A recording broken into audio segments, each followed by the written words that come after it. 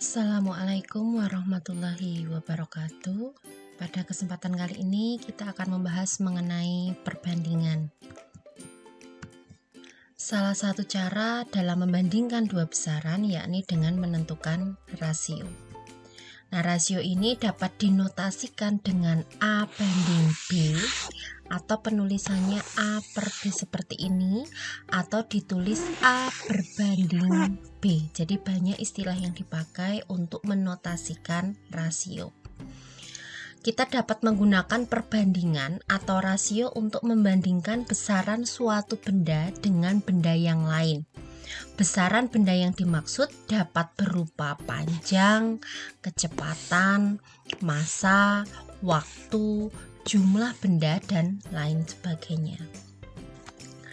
Perbandingan merupakan hasil bagi kedua besaran dengan satuan yang sama dalam bentuk paling sederhana.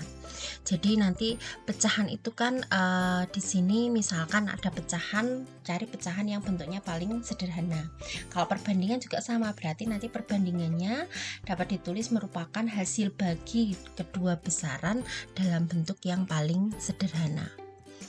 Untuk menyederhanakan suatu perbandingan, artinya menyederhanakan pecahan menjadi bentuk paling sederhana. Jadi di sini untuk menyederhanakan suatu perbandingan, artinya menyederhanakan pecahan menjadi bentuk paling sederhana. Artinya yaitu sudah tidak lagi mempunyai faktor persekutuan. Jadi faktor persekutuan itu sudah tidak ada lagi pada pecahan tersebut. Syarat sebuah perbandingan yang pertama adalah satuan-satuan yang diperbandingkannya itu adalah sejenis. Jadi kalau satuan berat ya ke berat, satuan panjang ya dengan satuan panjang, seperti itu. Perbandingan dibuat dalam bentuk pecahan yang paling sederhana dan dinyatakan dengan bilangan bulat positif. Jadi tadi selain satuan-satuannya itu sejenis, kemudian tadi dalam bentuk pecahan yang paling sederhana, kemudian perbandingan dapat disederhanakan bentuknya tanpa menggunakan satuan. Jadi satuannya tidak usah ditulis. Contohnya, suatu persegi panjang berukuran panjang 50 cm dan lebar 20 cm. Tentukan perbandingan panjang dan lebarnya. Panjang banding lebar adalah tadi 50 banding 20 cm. Nah, kalau dari soal cerita memang kalau dituliskan seperti ini. Tetapi tadi dapat perbandingan itu dapat ditulis tanpa menggunakan satuan, berarti tanpa ada satuan sentimeternya tidak apa-apa. Kemudian tadi kan 50 dibanding 20 dan ini merupakan bentuk yang belum paling yang sederhana. Nah, supaya sederhana diapakan ini? Nah, kita lihat faktor persekutuannya berapa di sini, antara 50 dibanding 20 atau gampangannya di sini ada 50 ada 20, keduanya nanti sama-sama bisa dibagi 10. Berarti nanti menjadi ini 5 dibanding 2, sehingga bentuk 5 banding 2 ini merupakan bentuk perbandingan yang paling sederhana, di mana 5 dan 2 sudah tidak memiliki faktor persekutuan. Kemudian ini ada contoh soal. Lisa akan membuat es jeruk dengan mencampurkan air putih dan perasan air jeruk. Jadi Ma akan mencampurkan antara air putih dan perasan air jeruk. Untuk menentukan minuman yang enak, Lisa menetapkan beberapa campuran untuk dicoba. Beberapa campuran tersebut disajikan pada gambar berikut ini. Nah, di sini ada 4 campuran yang akan dicoba oleh Lisa. Campuran A yaitu 2 gelas perasan air jeruk dan 3 gelas air putih. Sedangkan campuran B 5 gelas perasan air jeruk dan 9 gelas air putih. Kemudian campuran C adalah 1 gelas perasan jeruk dan 2 gelas air putih. Sedangkan campuran D adalah 3 gelas perasan jeruk dan 5 gelas air putih. Campuran mana yang rasa jeruknya itu paling kuat? Nah, coba dijelaskan. Baik, kita akan membahas untuk kasus seperti ini. Campuran manakah di sini yang rasa jeruknya paling kuat? Untuk menjawab kasus tadi, jadi di sini ada memang beberapa cara begitu ya untuk menentukan. Yang pertama adalah kita melihat dari air perasan jeruk itu berapa persennya sih di dalam campuran satu air jeruk itu. Jadi maksudnya perasan air jeruknya berapa persen dari keseluruhan campuran antara perasan air jeruk dan juga air putihnya. Coba kita lihat untuk yang campuran A. Campuran A tadi 2 gelas perasan jeruk dan 3 gelas air putih. Berarti untuk yang campuran A itu tadi 2 gelas perasan jeruk dan tadi adalah 3 gelas air putih. Maka kalau campuran secara keseluruhan maka 2 dibandingkan dengan 5 kemudian dikalikan 100%. Maka ini jawabannya adalah 200 dibagi 5 itu 40%. Kemudian untuk yang campuran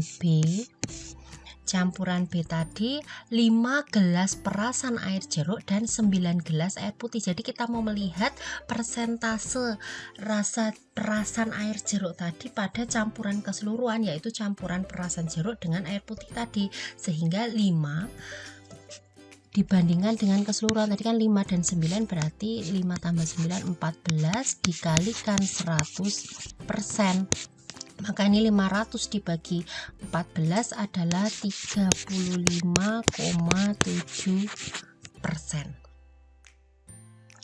Kemudian untuk campuran yang C. Campuran yang C tadi 1 gelas perasan jeruk dan 2 gelas air putih. Berarti 1 dibanding 1 tambah 2 3, berarti 1/3 dikali 100%. Nah, sama saja 100 dibagi 3 33,3%. Dan untuk campuran yang D tadi adalah 3 gelas perasan jeruk dan 5 gelas air putih. Berarti untuk perasan jeruknya 3 tambah 5 8 dikalikan 100%. Berarti 300 dibagi 8 adalah 37,5%. Nah, kalau dilihat dari persentase ini, maka persentase perasan air jeruk yang paling banyak adalah pada campuran A. Sehingga campuran mana yang rasa jeruknya paling kuat adalah yang campuran A, yang rasa jeruknya paling kuat karena persentase dari campuran jeruknya tadi itu yang paling besar, yaitu 40%. Nah, itu cara yang pertama. Cara yang kedua, untuk membandingkan setiap campuran itu bisa dari pecahan yang dibentuk dari banyaknya perasan air jeruk itu per banyak air putih yang dicampurkan. Jadi misalkan kalau kita mau menggunakan cara yang kedua, untuk campuran A tadi kan air jeruknya 2, kita bandingkan dengan air putihnya yaitu 3, berarti 2/3 itu sama dengan 0,66. Kemudian campuran B pecahan yang dibentuknya berapa? Berarti 5 perasan air jeruk, 5 gelas perasan air jeruk dan 9 gelas air putih, maka menjadi 5/9. 5/9 adalah 0,56. Sedangkan untuk campuran yang C, pecahan yang dibentuk yaitu 1 gelas perasan jeruk dan 2 gelas air putih, maka pecahannya adalah 1/2 atau di sini dapat tuliskan 0,50. Dan untuk campuran yang D, campuran yang tadi 3 gelas perasan jeruk dan 5 gelas air putih, atau pecahan yang dapat dibentuk dari campuran tersebut adalah 3:5, 3/5. 3/5 adalah 0,60. Nah, dari pecahan yang dibentuk dari banyaknya perasan air jeruk per banyak air putih yang dicampurkan, paling banyak adalah 0,66. Nah, ini sama, berarti menggunakan cara yang persentase perasan air jeruk untuk keseluruhan campuran dengan pecahan yang dibentuk dari banyaknya perasan air jeruk per banyak air putih yang dicampurkan, ternyata yang paling terasa kuat perasan jeruknya adalah campuran yang A. Baik, kemudian di sini ada ada 2 kasus ya, atau ada 2 situasi juga. Jadi situasi A, es jeruk manakah yang paling kuat? 2 takar sirup dicampur 2 gelas air putih, atau 3 takar sirup dicampur dengan 2 gelas air putih. Sedangkan untuk situasi B, es jeruk manakah yang lebih kuat?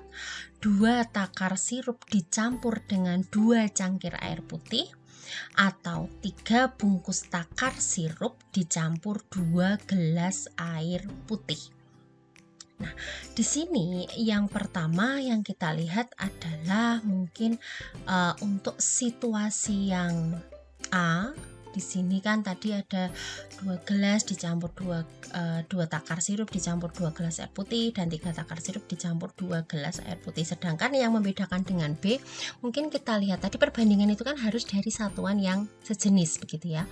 Nah, sekarang di sini ini ada 2 takar sirup, sama ini penggunaannya 2 takar, ini 3 takar, berarti pakai takar sirupnya. Kemudian dicampur dengan 2 gelas air putih. Yang ini juga gelas air putih, 2 gelas air putih. Jadi gelas air putihnya sama. Kemudian untuk situasi B, 2 takar sirup dicampur dengan 2 cangkir air putih. Nah, jadi di sini cangkir air putih. Kemudian 3 bungkus takar sirup. Nah, yang awal ini kan 2 takar, tapi kita nggak tahu takarnya apa. Kalau di sini diperjelas lagi bedanya 3 bungkus, sedangkan di sini yang satu cangkir, yang satunya gelas. Nah, kita kan tidak bisa membandingkan cangkir dengan gelas, itu kan jelas-jelas berbeda. Kemudian untuk situasi A, kasus yang kedua, Juna membutuhkan 300 gram tepung ketan dan 150 gula pasir untuk membuat 25 onde-onde. Dengan resep yang sama, Tatang membutuhkan 900 gram tepung ketan dan 450 gula pasir untuk membuat 75 onde-onde. Sedangkan untuk situasi B, Juna membutuhkan 300 gram tepung ketan dan 150 gula pasir untuk membuat 25 onde-onde. Dengan resep yang sama, Tatang membutuhkan 350 gram tepung ketan dan 200 gula pasir untuk membuat 75 onde-onde. Di sini dari situasi A, awalnya 300 gram tepung ketan. Kemudian si Tatang membuat dengan 900 gram tepung ketan. Satuannya sama ya. Kemudian 150 gula pasir, di sini 750 gula pasir. Satunya juga sama. Tadi untuk membuat 25 onde-onde, ini juga 75 onde-onde. Kalau kita lihat dari angkanya ya, di sini untuk tepung ketannya itu 300 dengan 900. Kemudian gulanya 150 dengan 450, dan 25 onde-onde dengan 75 onde-onde perbandingannya. Kemudian kita lihat untuk situasi B. Di sini 300 gram tepung ketan. Nah, ini perbandingannya dengan 350 gram tepung ketan. Kemudian 150 gula pasir dengan 200 gula pasir. Sedangkan di sini 25 onde-onde ini membuat 75 onde-onde. Nah, kalau kita lihat, maka pada situasi A, apabila kita cermati di sini, maka dari 300, 900, 150, 450, 25, 75. Maka seolah-olah ini seperti dikalikan 3. Ini juga dikali 3, yang ini dikalikan 3. Sedangkan kalau yang situasi B, 300, 350, 150, 200, 25, 75, maka ini kaitannya itu seperti ini, ditambah 50, ditambah 50, dan ditambah 50. Maka kalau kita lihat untuk yang situasi A ini berarti dia dikalikan 3. Untuk situasi B ditambah 50. Berarti yang situasi A perkalian, yang situasi B adalah penjumlahan, menggunakan seperti itu. Nah, di sini kalau misalkan yang untuk kasus kedua situasi A kan awalnya 300, kemudian 900, berarti semakin besar. 150, 450 juga semakin besar. 25 dengan 75 juga ini semakin besar. Jadi kalau kita kaitkan dengan seperti ini bisa saja menjadi contoh bentuk perbandingan yang senilai. Jadi di sini ada jenis perbandingan. Yang pertama adalah perbandingan senilai, dan nanti yang kedua adalah perbandingan berbalik nilai. Perbandingan senilai itu seperti apa? Perbandingan senilai, sebelum ke sana, bahwa pernyataan dua rasio yang sama atau ekuivalen itu disebut sebagai proporsi. Contohnya misalnya A banding B sama dengan C banding D. Perbandingan senilai adalah, jadi perbandingan senilai adalah perbandingan yang nilainya sama atau harganya sama. Perbandingan senilai berkaitan dengan perbandingan dua buah besaran, di mana jika besaran yang satu berubah naik, maka besaran yang lain juga berubah naik. Tapi saat besaran yang satu turun, maka besaran yang lainnya juga akan turun. Itu kan mirip seperti yang kasus kedua pada situasi A tadi. Jadi dia selalu naik tadi, sama-sama naik. Jadi tambah besar, tambah banyak, sama-sama bertambah banyak begitu. Perbandingan senilai tadi dapat dituliskan A1 per A2 sama dengan B1 per B2. Contohnya ini. Di sini ada perbandingan antara banyak buku dengan harga buku. Jadi kalau satu buku harganya 1.500, maka dua buku harganya 3.000. Kalau satu buku 1.500, kalau dua buku ya otomatis lebih mahal, yaitu 3.000. Nah, kalau 3 buku ya otomatis lebih mahal lagi, harganya 4.500. Nah, kalau 4 buku ya otomatis lebih mahal lagi harganya, totalnya yaitu 6.000. Jadi di sininya tambah besar 1, 2, 3, 4, yang harga buku juga tambah besar, atau grafik dari perbandingan senilai dapat digambarkan pada diagram yang seperti ini. Nah, ini nanti bisa kalian diskusikan ya, nanti bahwa berikan satu contoh masalah yang bukan perbandingan senilai namun tampak seperti masalah perbandingan senilai.